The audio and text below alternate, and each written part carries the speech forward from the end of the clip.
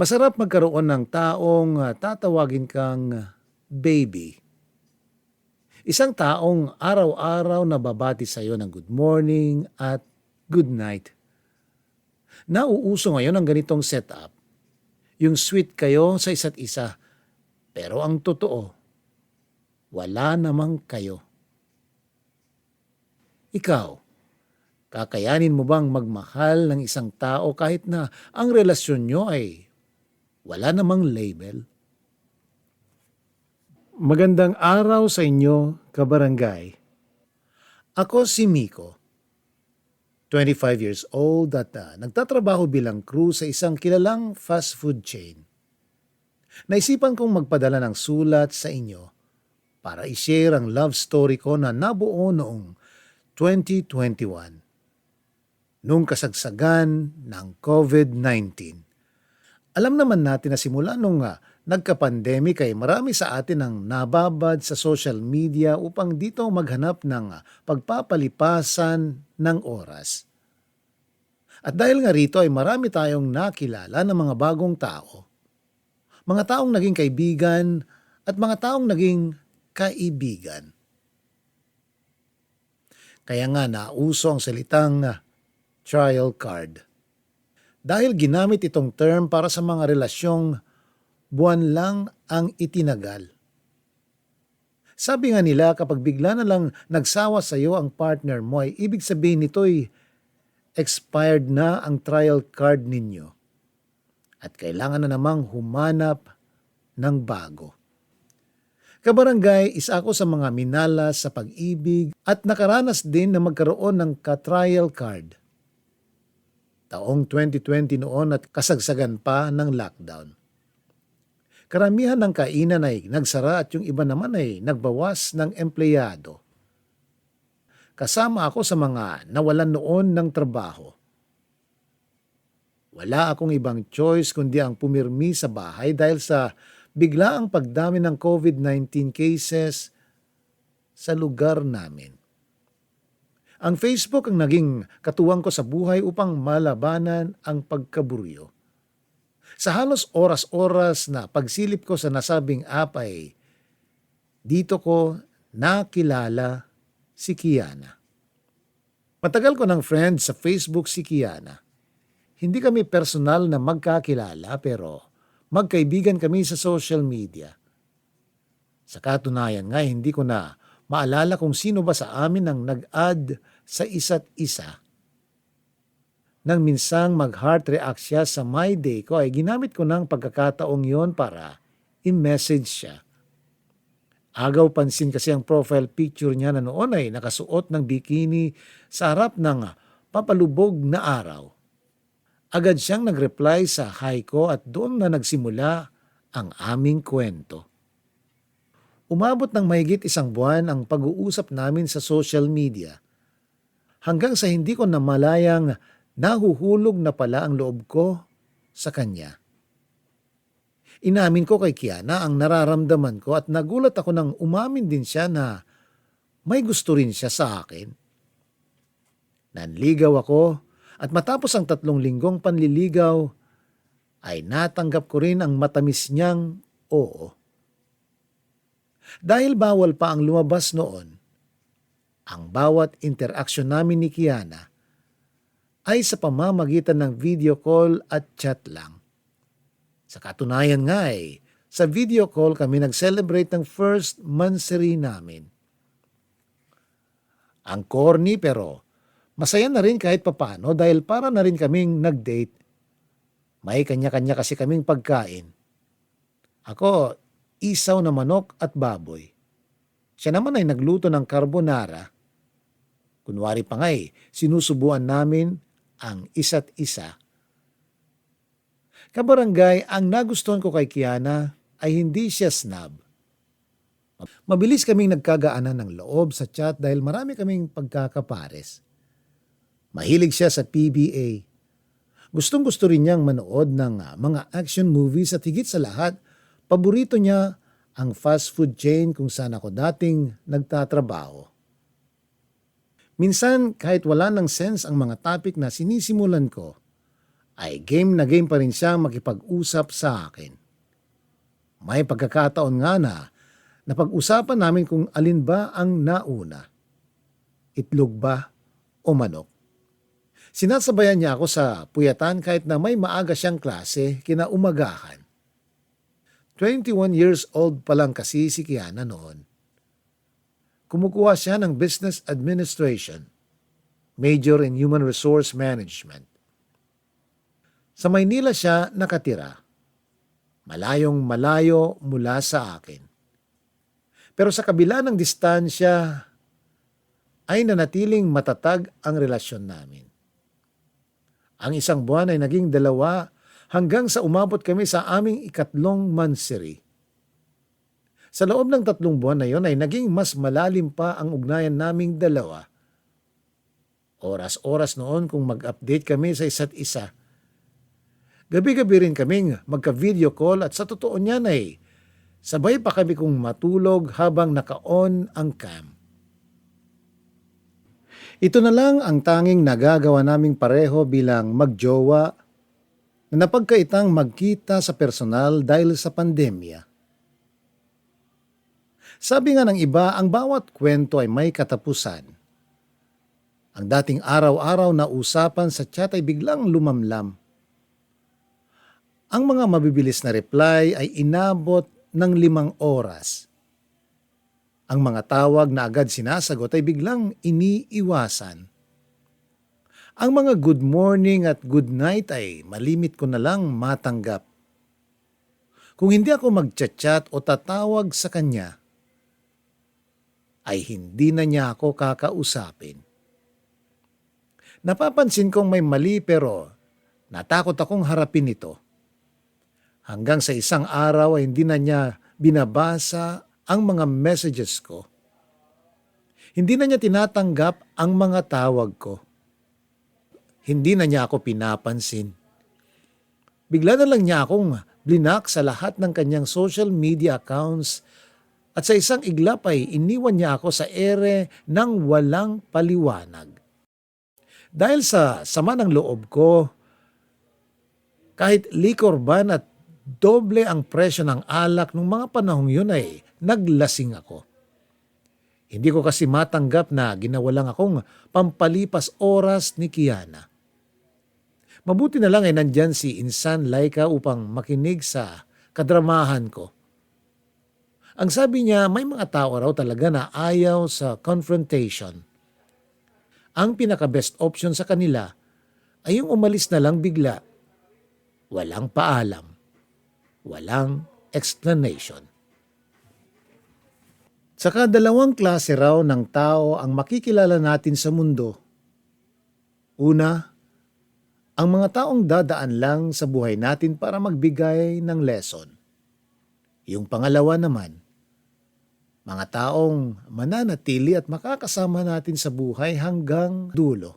Si Kiana raw kasama sa mga grupo na dadaan lang sa buhay ko para magbigay aral. At hindi siya ang inilaan sa akin para magstay. Ano namang aral ang iniwan niya sa akin, Insan? Lasing na tanong ko. Malay ko ba sa'yo kung anong natutunan mo sa kanya? Siguro, huwag kang masyadong maging marupok. Iba kasi ang mahal sa gusto. Si Kiana, sure akong gusto mo lang siya at hindi mo siya mahal. Alam mo kung bakit? Kasi nasanay ka lang na nandyan siya palagi. Nasanay kang kausap siya. Nasanay kang maging masaya kasama siya. Kaya nung nawala siya, masakit. Hindi mo kaya. Pero ang totoo, na-miss mo lang yung presensya niya. Gets? Ang love kasi, hindi yan bigla ang dumarating. May proseso yan eh. Nabubuo ang love sa tagal ng panahon. Yung nararamdaman mo ngayon, infatuation lang yan. Hindi pa love. Kaya makaka-move on ka rin. Lasing na rin paglalahad sa akin ni Insan. Ang unang linggo simula nung iwan ako ni Kiana siguro ang pinakamasakit na mga araw sa buhay ko. Wala akong ganang kumain. Hirap akong makatulog. Buong araw akong nakahiga. Ni hindi ko noon pinapansin ang mga text at chat ng mga kaibigan at pamilya ko. Para bang bigla na lang akong nawalan ng gana sa buhay nang iwan ako ni Kiana. Ang masakit pa rito ay hindi man lang niya sinabi sa akin ang rason kung bakit niya ako iniwan. May kasalanan ba ako? Hindi na ba niya ako mahal? May bago na ba siyang gusto? Maraming katanungan sa isip ko ang tumatakbo na tanging si Kiana lang ang makakasagot. Sa mga sumunod pang linggo ay mas naging desperado akong kontakin si Kiana.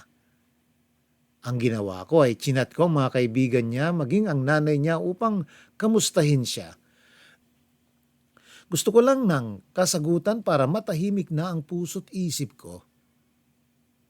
Hanggang sa isang mahabang message ang natanggap ko sa nanay niya na si Kiana raw mismo ang nagsulat. Ayon sa kanya ay iniwan daw niya ako dahil nagkabalikan na sila ng ex-boyfriend niya.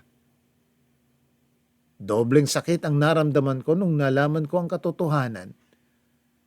Sana hindi na lang ako nagtanong. Dahil hindi ko rin lang pala kinaya ang natanggap kong sagot. Inakala ko noon na kapag nalaman ko na ang rason kung bakit niya ako iniwan ay may pagkakataon pa ako para ayusin ito. Pero sa naging sagot ni Kiana ay para bang pinagsarahan na niya ako ng pinto. Wala na akong magagawa kundi ang mag-move on at tanggapin ang katotohanan. November nung iniwan ako ni Kiana. Lumipas ang 2 buwan. May mga pagkakataon noon na akala ko ay okay na ako pero tuwing dumarating ang araw ng mansari namin o tuwing sumasapit ang oras ng 12:00 ng hating gabi hanggang 3:00 ng madaling araw ay muling bumabalik ang sakit. Muli kong naaalala si Kiana at ang mga masasayang alaala namin. Dahil hirap akong mag-move on ay nagsuggest ng pinsan kong si Laika na mag-download ng dating app. Sinubukan kong gawin ang suggestion niya. At doon na pumasok sa buhay ko si Celine. Si Celine ang unang nag-chat sa akin. February 3, 2021. Tandang-tanda ko pa ang petsa nung una kaming nagkakilala. Nagtanong siya kung anong pelikula ang paborito kong panoorin. Na kung ako ang tatanungin ay kakaibang bungad para sa isang usapan at malayo sa tipikal na hi, hello at kamusta. Mahilig ako sa mga pelikulang maaksyon. Lumaki ako sa mga pelikula ng mga kilalang action star dito sa Pinas na malayong malayo naman sa mga tipo ng pelikulang pinapanood ni Celine na tragic love stories. Ganun pa man ay inabot kami noon ng mahigit 1 oras na ang topic ay puro tungkol sa pelikula. Mula sa usapang pelikula ay napunta ang kwentuhan namin sa mga personal naming buhay. Pareho kaming nasa dating app pero wala kaming plano noon na maghanap ng karelasyon ng mga panahong yon. Pareho lang namin itong ginamit bilang pamatay oras at pansamantalang takasan ang sakit ng realidad. Katulad ko ay heartbroken din noon si Celine. Kakabreak lang nila ng boyfriend niya for 5 years. Ang kwento niya sa akin ay paulit-ulit daw siyang nagpakabulag dahil sa pag-ibig na kahit ilang beses siyang niloko ng kanyang nobyo, ay palagi pa rin niya itong binibigyan ng pagkakataon. Hanggang sa dumating na lang si Celine sa puntong sawa na siya sa paulit-ulit na sakit na ipinadarama sa kanya ng ex-boyfriend niya, kaya naisipan niyang hiwalayan na lang ito kahit na ayaw pang bumitaw noon ng puso niya. Matapos magpalitan ng kanya-kanyang heartbreaks ay Pinagpatuloy namin ang usapan namin ni Celine sa personal naming social media accounts. Umabot ng 3 buwan ang pagiging online friends namin hanggang sa hindi ko namamalayang nakapag-move on na pala ako mula kay Kiana at kasabay nito ay dahan-dahan na ring nabubuo ang feelings ko para kay Celine. Hanggang dumating ang pagkakataon na nagkaaminan na kaming dalawa. Hindi yun sinasadya, sadyang nadulas lang akong sabihin sa kanya na gusto ko siya. Sobrang kaba ko noon pero hindi ko inaasahan na may gusto rin pala siya sa akin. Hindi ko ma-explain ang nararamdaman ko nung mga sandaling yun. Parang gusto ko ngang magtatalon at magsisigaw dahil sa tuwa.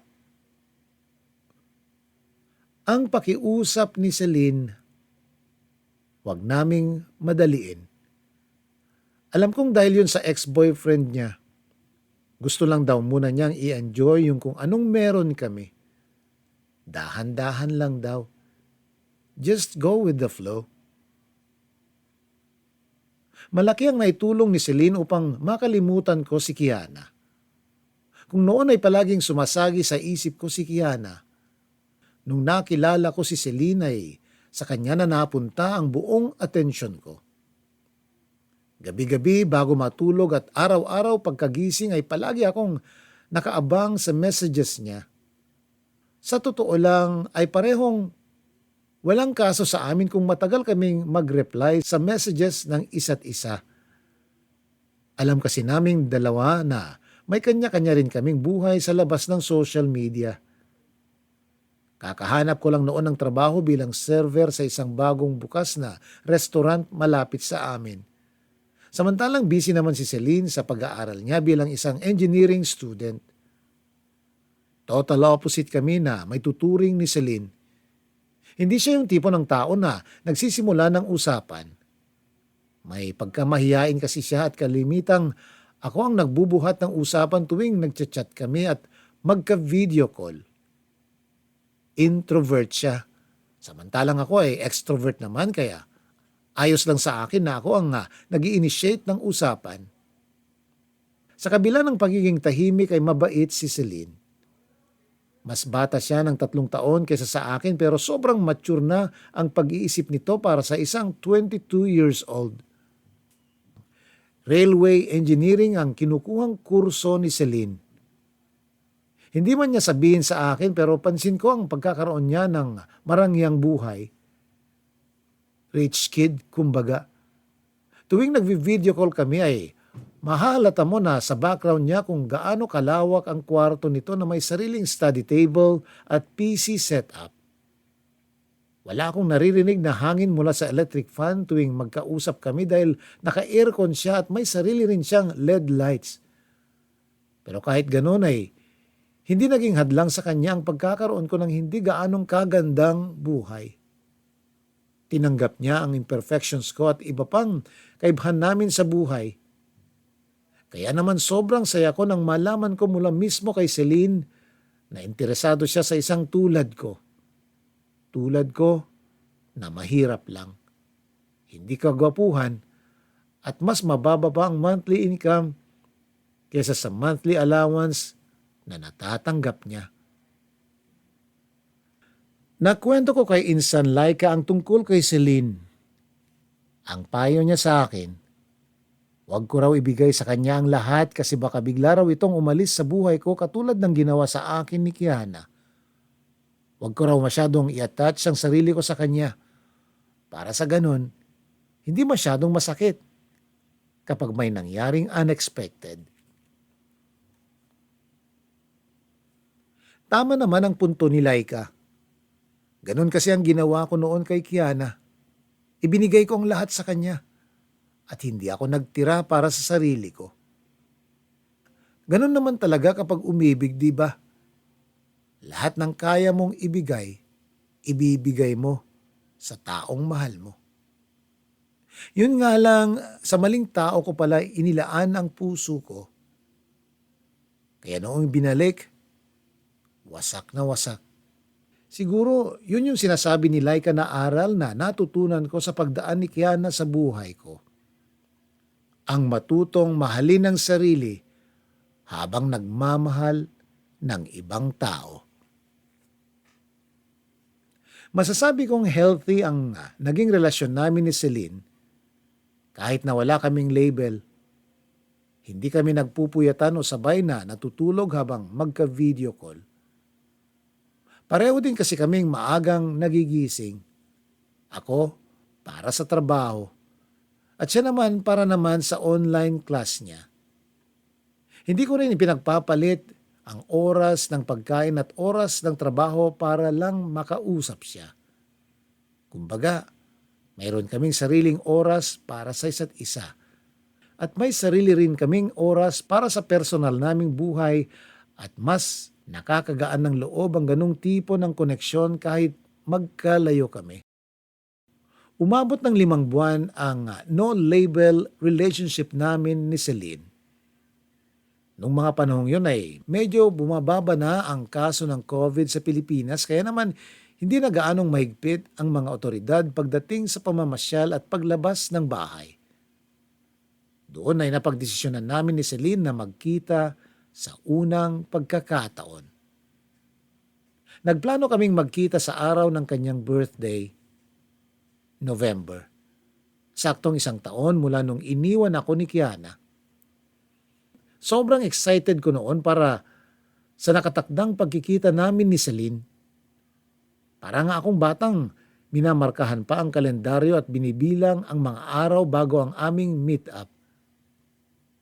Pagdating ng November, sa araw mismo ng kaarawan ni Celine ay nagkita kaming dalawa sa isang mall. Mas maliit siya kaysa sa inaasahan ko pero wala itong kaso sa akin dahil cute pa rin naman siyang tingnan. Bumagay nga ang height niya sa height ko dahil 5'9" naman ako. Ibang-iba si Celine sa chat at video calls kumpara sa personal. Tahimik pa rin naman siya at malimit lang magsalita pero clingy siya in person. Nabanggit na niya dati na physical touch daw ang love language niya. Noong unang ang tagpo ng mga mata namin ay siya mismo ang unang yumakap sa akin. Hindi sa salita nang gagaling ang pagpapakita niya ng pagmamahal, kundi sa gawa. Mahilig siya sa holding hands. Nangangagat pa nga kapag nagkikipagkulitan siya sa akin. Sa first date namin, habang namamasyal ay nakakaakap siya sa braso ko. Nang araw na yon, ay para bang magjowa na ang turingan namin sa isa't isa. Hindi naging awkward ang meet-up namin kahit na kung tutusin ay first time lang namin magkita. Para bang matagal na kaming magkakilala. Wala akong ibang ginawa nung araw na yon kundi ang i-enjoy ang oras na inilaan sa akin ni Celine na makasama siya. Sinulit ko ang bawat minuto na magkasama kaming dalawa ng personal. Ginawa ko ang mga bagay na matagal ko nang gustong gawin kasama siya. Dahil mahilig siya sa sunset ay plano ko sanang ipasyal si Celine sa dagat kaso nga lang. Dahil mahirap pa naman ang bumiyahe noon lalo na't wala namang kaming sariling sasakyan. At takot ring lumayo si Celine dahil hindi pa naman tuluyang naaalis ang virus sa paligid ay naisip kong isakay na lang siya sa Ferris wheel. Iba man ito kumpara sa sunset sa beach na ideal first date ni Celine, ay sabay pa rin naming napanood ang paglubog ng araw habang sakay ng Ferris wheel. Pagkatapos ng aming sunset viewing ay nagpunta kami sa isang restaurant na nag-o-offer ng samgyupsal para sa aming dinner bago kami maghiwalay. Dito na namin pinag-usapan ang tungkol sa naging takbo ng relasyon naming dalawa. Sabay naming binalikan ang araw kung kailan kami nagkakilala at kung paano kami parehong nagkagusto sa isa't isa. Doon na rin ako nagkaroon ng pagkakataon para tanungin kay Celine kung ano ba talaga ang estado naming dalawa. Kaso, tulad ng sabi niya dati, Huwag daw naming madaliin. Ayaw pa raw niyang pumasok kaagad sa isang relasyon na dala ang past niya. Baka hindi raw kasi niya mapanindigan kung sakali. Gusto niya kapag nag-commit daw sa akin, wala na siyang dalang emotional baggage. Nangako pa siya na hindi naman daw ako mag-aantay ng matagal. Nangako rin ako na maghihintay ako hanggang sa fully healed na siya. Aaminin ko na nung nasa talking stage pa lang kami ni Celine ay may mga kaunting agam-agam pa ako kung totoo na ba ang relasyong meron kaming dalawa. Kahit papaano ay natauhan na ako sa nangyari sa amin ni Kiana.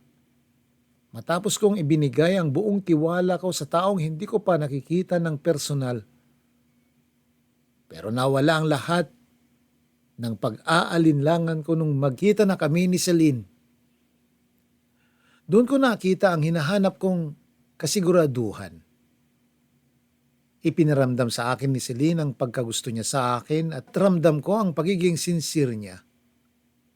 Sa isang araw na pinagsamahan namin ay nakita ko sa kanya ang totoong nararamdaman niya para sa akin na hindi ko noon makita sa chat at calls lang.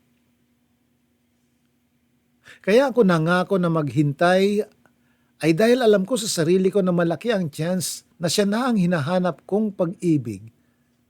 Sabi nga nila, kailangan nating magsakripisyo para makamit natin ang inaasam nating pangarap at kung oras lang naman ang kailangan kong isacrifice ay ready akong maghintay para kay Celine.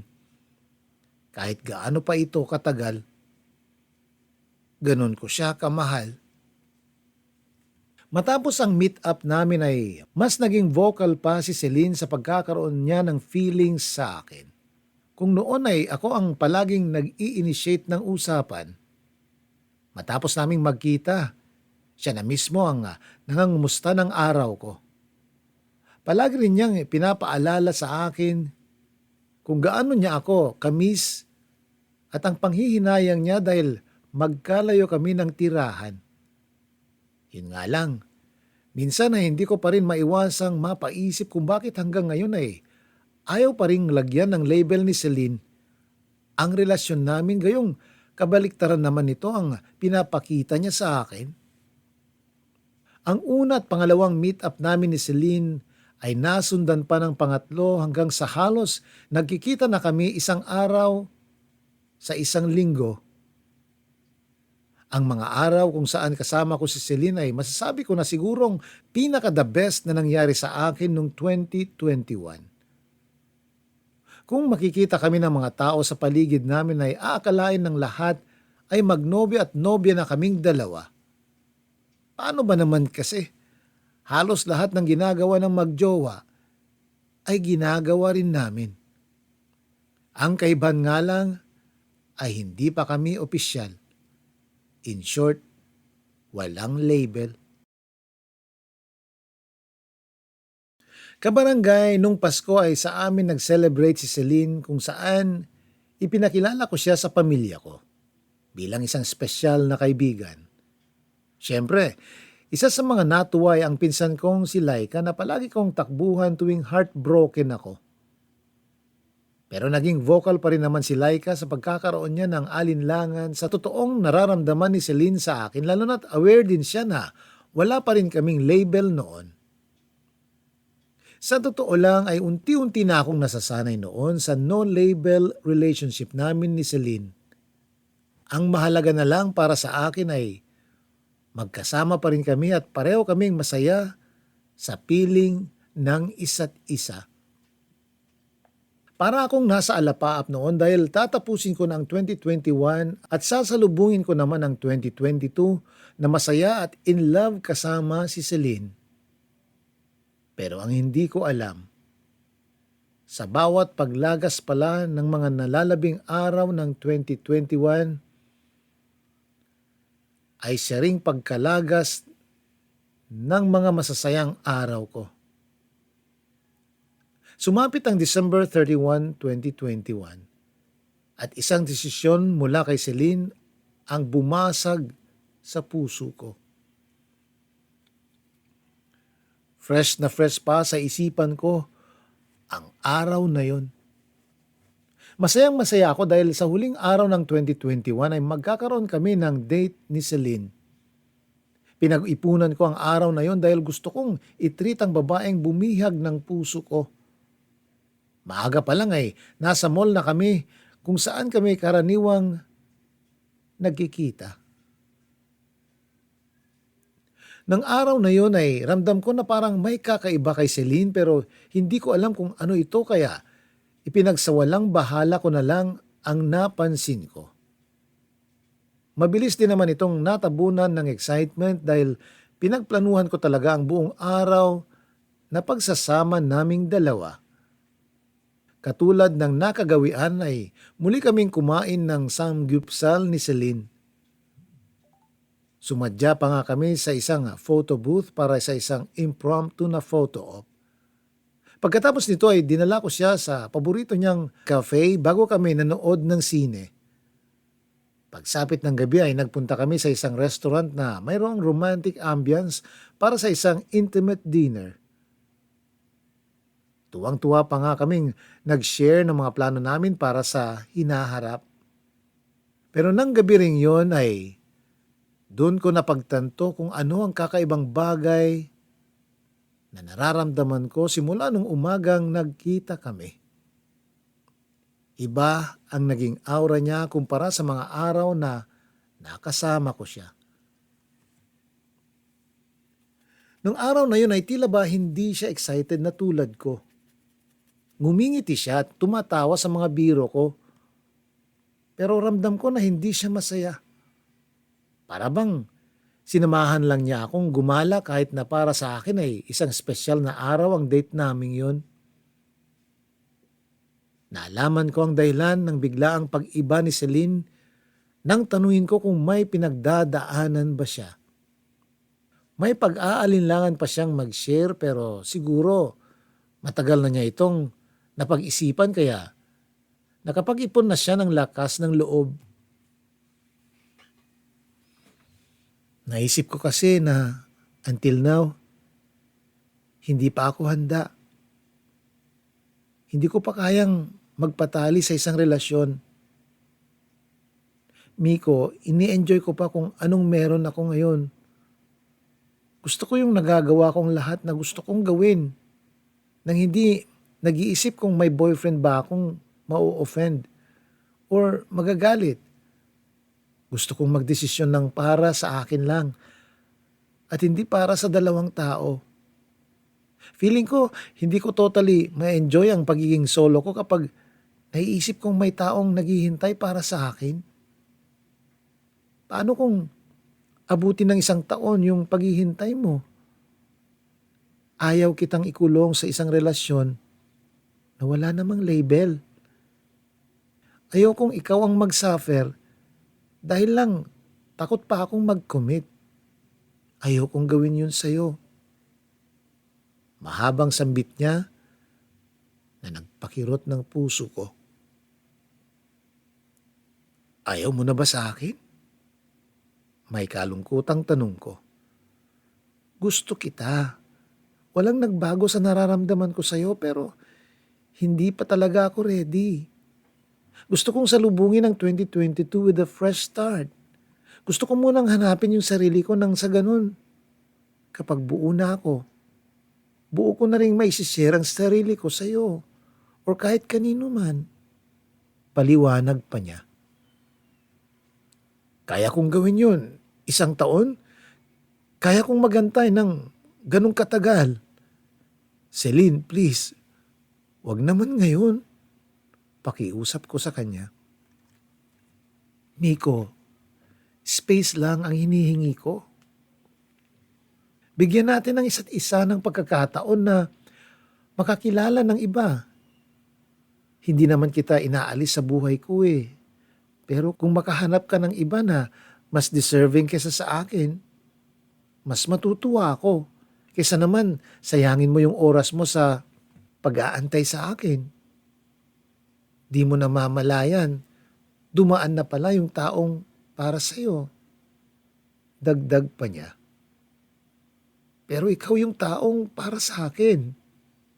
Makaawa ko pa. Miko, please. Pagkasambit niya ay tumayo na siya. Pagkatapos ay iniwan na niyang nag-iisa. Nang gabing yun ay umuwi akong durog ang puso. Gusto kong magalit pero alam kong wala akong karapatan dahil sa simula pa lang ay ako na ang nagdesisyon na maghintay. Ito ang mahirap sa relasyong walang label. Wala kaming commitment sa isa't isa. Wala akong karapatang mag-demand dahil wala naman akong pinanghahawakan. Walang kami. At yun ang totoo. Umasta man kaming sweet, umasta man kaming magjowa. And bottom line, ay wala pa rin kami. Never naging kami. At hindi na magiging kami. Masakit man, pero yun ang katotohanan. Pagka-uwi ko ay agad akong nagkulong sa kwarto ko. Hindi ako nagbukas ng mga social media accounts ko dahil kapag ginawa ko ito, ay sisilin lang ang maaalala ko. Nagluksa akong mag-isa sa pag-ibig na hindi naman nabuo. Nawalan ako ng ganang makipag-usap sa mga kaibigan at pamilya ko kahit na bisperas pa ng bagong taon. Sinarili ko ang sakit at dinamdam ko ang unti-unting pagguho ng mga plano ko sa hinaharap na sana'y kasama si Celine. Gets ko naman ang gustong mangyari ni Celine. Hindi pa siya handang pumasok sa isang relasyon. Nandoon pa rin ang takot niya dahil sa ginawa sa kanya ng ex niya. At ayaw niya akong idamay pa sa problemang hindi naman ako ang may gawa. Yun nga lang ay masakit pa rin tanggapin ang naging desisyon niya kahit na para naman sa ikabubuti ko ang ginawa niya. Hindi nagtagal ay napansin din ni Insan Laika ang pagiging mailap ko sa kanila. Kaya siya na mismo ang lumapit sa akin upang kamustahin ako. Dahil kay Insan Laika lang talaga ako nakakapagkwento tungkol sa mga problema ko ay hindi ko napigilang umiyak sa harap niya at mag-open up tungkol sa pang-iiwan sa akin ni Celine. Hindi ka iniwan, Insan. Ibinigay lang sa'yo ni Celine yung label na hinihingi mo. Anong klaseng label? Friends. Na may konting romantic feeling, pero hindi pa formal. Nagkakaganyan ka kasi ginawa mo naman ang lahat. Nagbigay ka ng sobra-sobra para sa kanya dahil umaasa ka sa ibibigay niyang commitment. Nag-expect ka kasi eh. Huwag na tayong maglokohan. Kahit sabihin mong kaya mong maghintay ng matagal, alam kong araw-araw mong hinihiling na maging kayo na. Pero kahit magtumbling ka pa dyan o lumuhod ng patihaya, never mong mapipilit ang isang taong hindi pa ready. Kung gusto mo talagang maghintay, tanggalin mo lahat ng expectations mo para hindi ka nasasaktan ng tulad sa nararamdaman mo ngayon. Mahaba-habang paliwanag ng pinsan ko. Hindi ko alam kung support ba yon o sermon kasi natamaan ako sa sinabi niya. Ang sakit mo namang magsalita, Insan. Support ang kailangan ko ngayon. May sugat na nga ako sa puso. Binubuhusan mo pa ng alkohol. Reklamo ko. Kailangan yon para gumaling ka agad yung sugat-sugatan mo. Kilala mo ako, Insan. Prangka akong tao. Hindi ako sanay sa plastikan. Sasampalin talaga kita ng katotohanan. Kaya kapag hindi ka tumayo dyan para tikman yung niluto kong spaghetti at epic fail na Graham float, itong tsinelas ko talaga ang sasampal sa'yo. Seryoso pero alam kong biro lang niya. Sa ngayon, kung tatanungin niyo ako kung nakapag-move on na ba ako kay Celine, ay hindi ang magiging sagot ko. Hindi ako mag-move on sa halip ay magpapaubaya ko. Hindi ko sinunod ang suggestion sa akin ni Laika na i-block si Celine dahil ayokong gawin yon. Kahit papano ay gusto ko pa rin naman siyang maging kaibigan kahit na hindi kami ang nagkatuluyan. Ang ginawa ko na lang ay pansamantala akong nag-deactivate sa social media at naisipan kong magpahinga na muna mula rito para sa ikapapanatag ng isipan ko. Nag-focus lang ako sa trabaho at gumawa ng goal para sa sarili ko sa bagong taon. Sa kasalukuyan ay abala ako sa pag-gym at paglalaan ng oras sa pamilya at mga kaibigan ko. Hindi na muna siguro ako maghahabol ng pag-ibig at hahayaan ko na lang itong dumating ng kusa. Siguro ay hindi talaga para sa akin ang internet love dahil aaminin ko, marupok talaga ako at uto-uto. Hayaan niyo akong kunin na rin ang oportunidad na ito para magpasalamat kay Celine dahil dumating siya sa buhay ko. Hindi man maganda ang naging pagtatapos ng kwento naming dalawa, ay hindi ako nagsisisi na nakilala ko siya.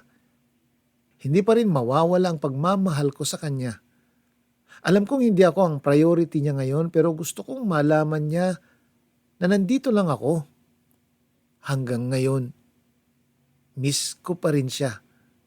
Sobra. Pero hindi ko siya i-message o magpaparamdam sa kanya dahil alam ko na kung nasaan ang lugar na yon.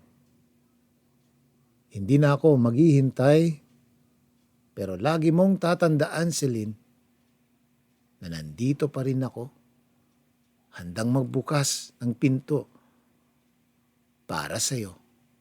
Pero sana kung kailan handa ka na, may tsansa pa. Pero sana kung kailan handa ka na, may tsansa pa.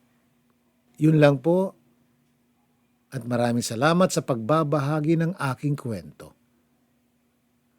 Hanggang dito na lang. Ang inyong forever kapuso at kabarangay, Miko.